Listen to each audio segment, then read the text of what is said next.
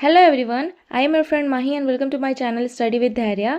तो ये जो आपके सामने पेपर है, ये 63rd बीपीएससी के मेंस का जीएस पेपर 2 का पेपर है ना। तो ये हम डिस्कस क्यों कर रहे हैं तो वो हम थोड़ा सा देख लेते हैं। अगर आप इसके सेक्शन 2 में जाएंगे ना, तो question number 7, yes this one, question number जो 7 है उसे हम थोड़ा सा एक बार पढ़ते हैं। क्या कह रहा है? Discussing the estimation of poverty in India, explain the factors responsible for poverty, which programmes are being run by the Indian government to remove poverty. अगर इसे हिंदी में हम थोड़ा सा पढ़ें तो भारत में गरीबी के अनुमान पर चर्चा करते हुए गरीबी के लिए जिम्मेदार कारकों की व्याख्या करें। भारत सरकार द्वारा गरीबी दूर करने के लिए कौन कौन से कार्यक्रम चलाए जा रहे हैं। तो क्या बोल रहा है कि पॉवर्टी के लिए कौन कौन से फैक्टर रिस्पॉन्सिबल हैं, कैसे इसका एस्टिमेशन किया जाता है और सरकार के द्वारा कौन कौन सी जो पॉलिसी या प्रोग्राम चलाई जा रही है पॉवर्टी को रिमूव करने के लिए। अब हम ये डिस्कस क्यों कर रहे हैं क्वेश्चन, तो ये जो पॉवर्टी एक टॉपिक है ना, उससे बीपीएससी बहुत फ्रीक्वेंट क्वेश्चन पूछती है। एक पॉवर्टी हो गया, एक अनएम्प्लॉयमेंट हो गया,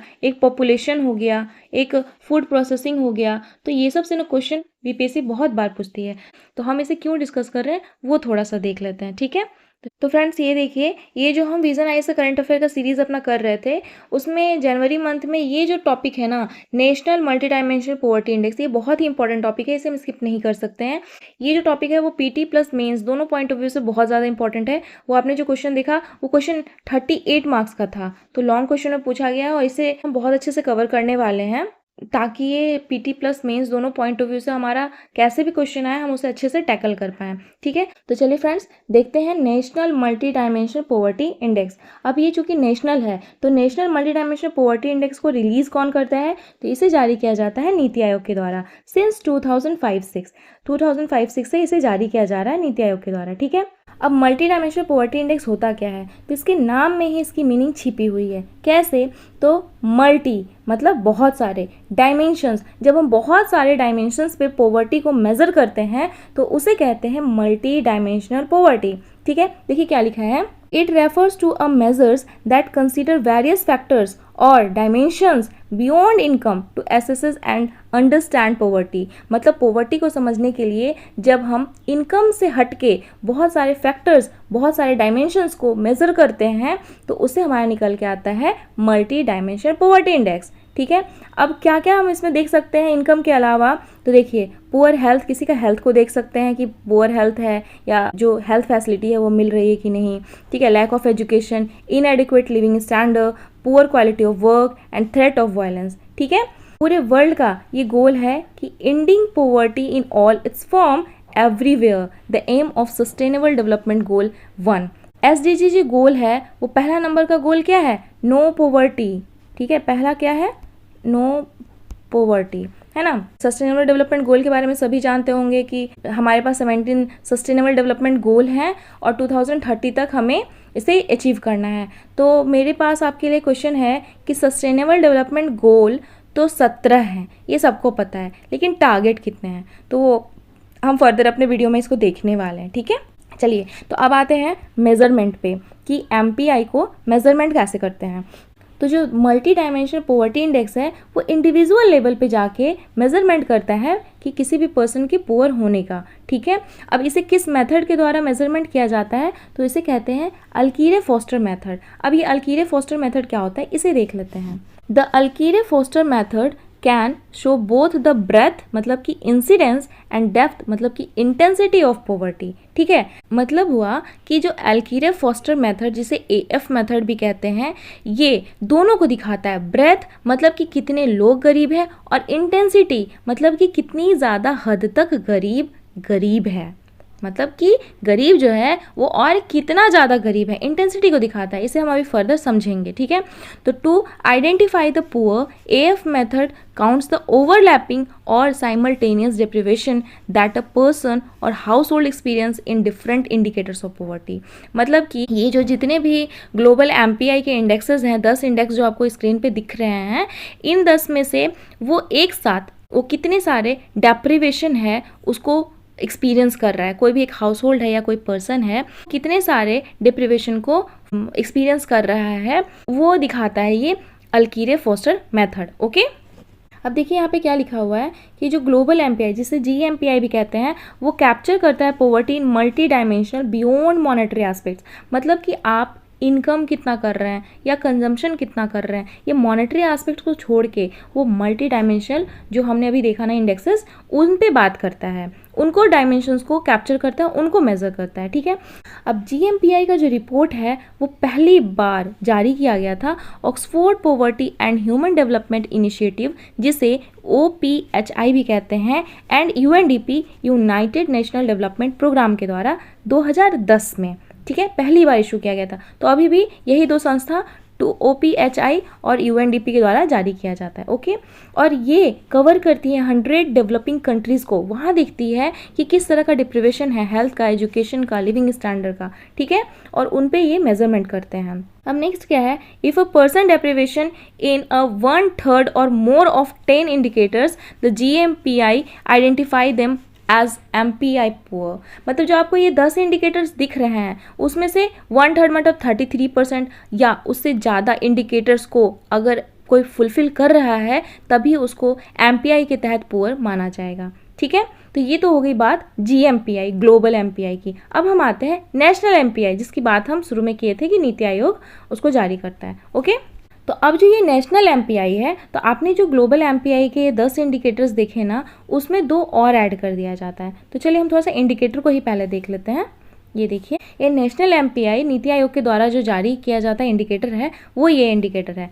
तो ये देखिए 3 डायमेंशंस हैं, health, education and standard of living, ये 3 डायमेंशंस हैं। और तो ये तो हो गए डायमेंशंस, और ये है इंडिकेटर। इंडिकेटर मतलब ये हो गया, ये जो दिख रहे हैं ना आपको, ये इंडिकेटर हो गया। जैसे हेल्थ में अगर हम इंडिकेटर की बात करें तो नरिशमेंट, कि उसके घर में प्रॉपर नरिशमेंट है कि नहीं। चाइल्ड एंड एडोलेसेंट मॉर्टेलिटी, मतलब कि जब से सर्वे हो रहा है तब से 5 साल के अंदर अंदर कोई 18 या उससे कम साल के बच्चा कोई डेथ तो नहीं किया है। अगर डेथ किया है तब उसे हम डिप्राइव मान देते हैं। ठीक है, एंटीनेटल केयर की जब ये सर्वे हो रहा है तो उससे 5 साल के अंदर अंदर अगर किसी फीमेल ने उस घर में बच्चे को जन्म दिया है तो उसने जो लास्ट बच्चे को जन्म दिया है उसे 4 एंटीनेटल केयर मिले हैं कि नहीं, trend and skill medical staff से उसे असिस्टेंस मिला है कि नहीं। ठीक है, उसके बाद एजुकेशन की अगर हम बात करें तो ईयर ऑफ स्कूलिंग, मतलब कि घर का कोई भी मेंबर जो है वो 6 ईयर का स्कूलिंग कंप्लीट किया है कि नहीं। स्कूल अटेंडेंस की अगर हम बात करें तो 8 क्लास तक की जो जाने की जो एज होती है अगर जो बच्चे की, तो उस एज तक में वो स्कूल कभी गया ही नहीं है तब उसे डिप्राइव मान देंगे। अगर हम स्टैंडर्ड ऑफ लिविंग में इंडिकेटर्स की बात करें तो कुकिंग फ्यूल, उसके पास सेफ कुकिंग फ्यूल मतलब सिलेंडर गैस अवेलेबल है कि नहीं। अगर वो चारकोल और काउ डंक और श्रब्स और वुड पे खाना बना रहा है तो उसे हम डिप्राइव घोषित कर देंगे। फिर सैनिटेशन की प्रॉपर सुविधा है कि नहीं, बाथरूम वगैरह है कि नहीं, सेफ ड्रिंकिंग वाटर अवेलेबल है कि नहीं, नहीं है तो फिर डिप्राइव घोषित करेंगे। इलेक्ट्रिसिटी प्योर है कि नहीं, हाउसिंग जो है, हाउस है जो कच्चा मकान है या रूफ जो है वो कहीं पुआल वगैरह के तो नहीं बने हुए हैं, तो ये देखना होता है। अगर हम एसेट्स की बात करें तो radio, TV, computer, motorcycle, refrigerator कुछ भी है, बाइसाइकिल, ट्रक कुछ भी है तो आप गरीब नहीं हैं। तो अगर आपके पास एनिमल कार्ड भी है ना तब भी आप डिप्राइव नहीं है। ठीक है, उसके बाद बैंक अकाउंट आपके पास है कि नहीं, पोस्ट ऑफिस में भी अगर आपके पास बैंक अकाउंट है तो आप डिप्राइव नहीं है। तो ये है हमारे 12 इंडिकेटर्स। ये जो ग्लोबल MPI के इंडिकेटर्स है ना उसमें 2 और ऐड कर दिए गए हैं नीति आयोग के द्वारा नेशनल MPI निकालने के लिए। कौन कौन, तो ये एंटीनेटल मैटरनल केयर वाला और ये बैंक अकाउंट वाला है ना।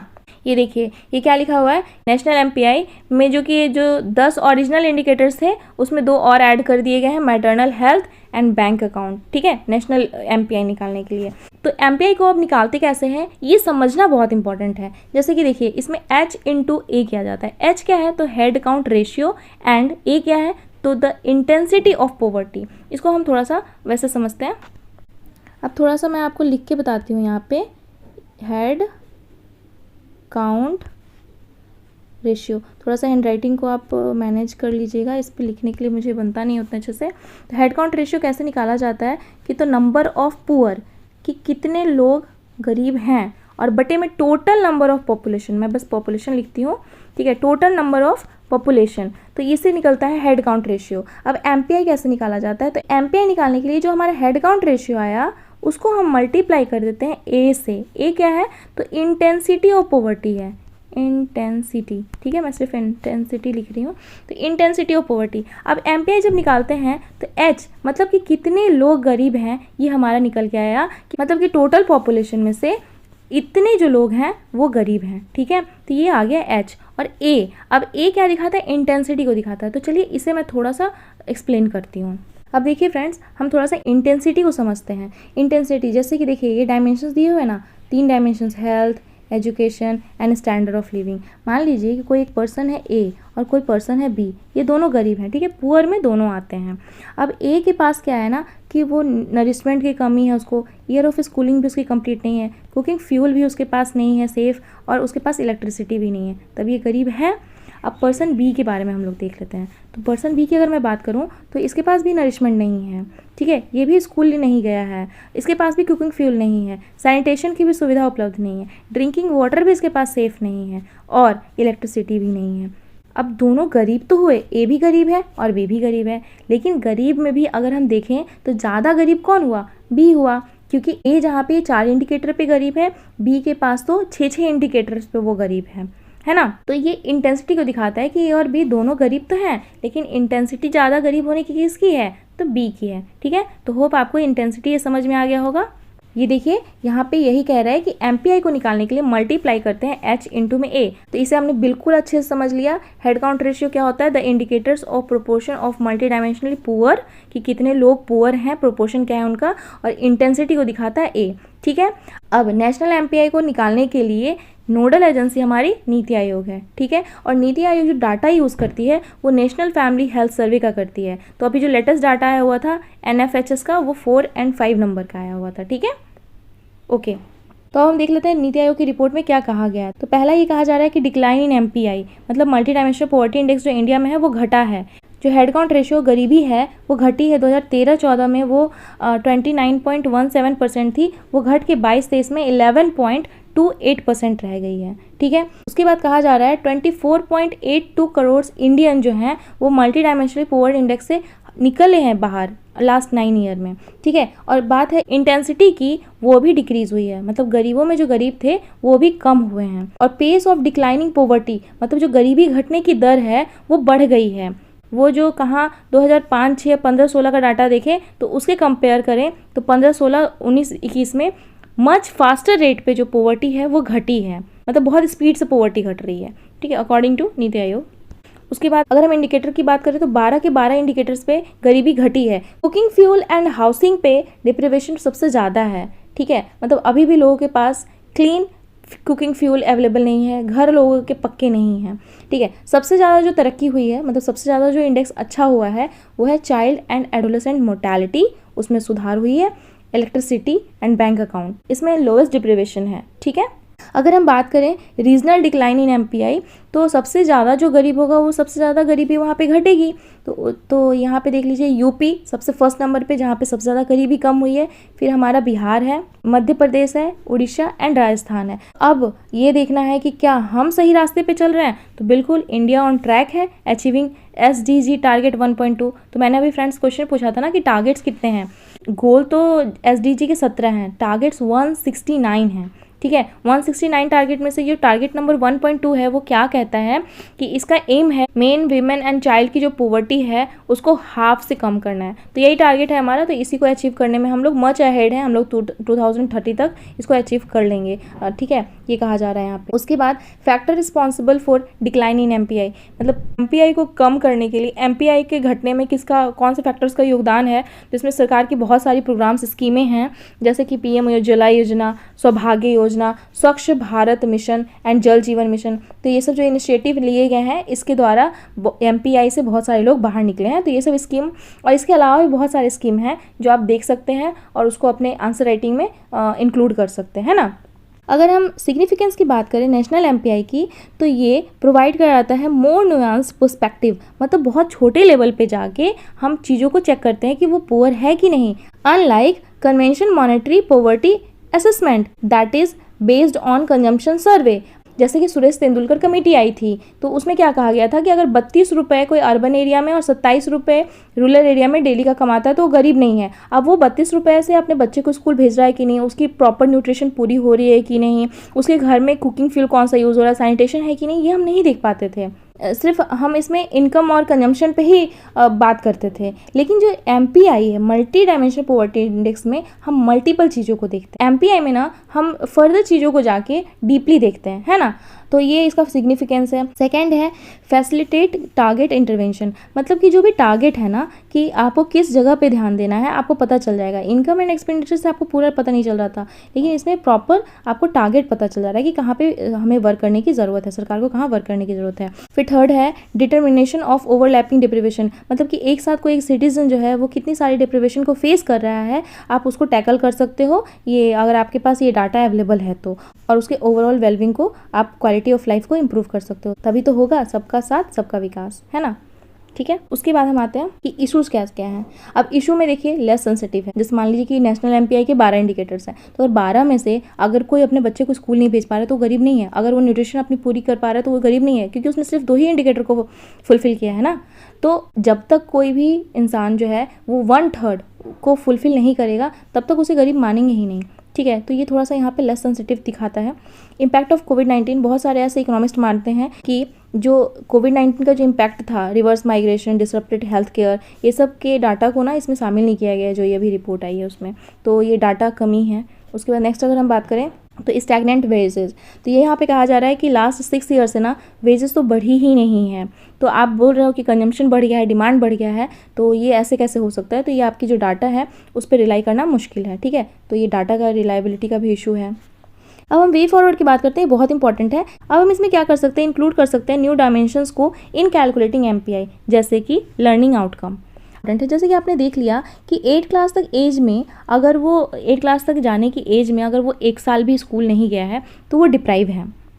लेकिन जो बच्चे स्कूल जा रहे हैं, ऐसे बहुत सारी रिपोर्ट आई हैं जिसमें ये बताया गया है कि 7वीं 8वीं क्लास में बच्चे हैं लेकिन वो सिंपल रीडिंग नहीं कर सकते हैं, वो जो बेसिक मैथ की कैलकुलेशन है वो नहीं कर सकते हैं। तो ये लर्निंग आउटकम नहीं निकल रहा है ना। बच्चे स्कूल जा रहे हैं लेकिन वो कितना सीख रहे हैं ये हमें पता नहीं चल रहा है। तो ये भी हमें ध्यान देने की ज़रूरत है। इस तरह के भी डायमेंशंस को हमें शामिल करने की ज़रूरत है MPI में। सोशल डिस्क्रिमिनेशन को भी हमें शामिल करना चाहिए, अनऑर्गेनाइज वर्कर्स को भी शामिल करना चाहिए, क्योंकि 90% इंडिया में तो अनऑर्गेनाइज सेक्टर ही है। उसके बाद एनवायरमेंटल डिग्रेडेशन, मतलब कि आपने लोगों को काम तो दे दिया, वहाँ फैक्ट्रियाँ तो लगा दी, लेकिन अब वहाँ पे एयर पॉल्यूशन हो गया है, वाटर पॉल्यूशन हो गया है, तो ये भी नहीं चलेगा, है ना। तो इसको भी डायमेंशंस को शामिल करना चाहिए। फिर न्यू मेजरमेंट भी शामिल कर सकते हैं। जो हमारा नीति आयोग है वो अभी सिर्फ नेशनल फैमिली हेल्थ सर्वे के डाटा को ही शामिल करता है, उसमें हम नेशनल सैंपल सर्वे के डाटा को भी शामिल कर सकते हैं, ज़्यादा इफेक्टिव निकल के आएगा।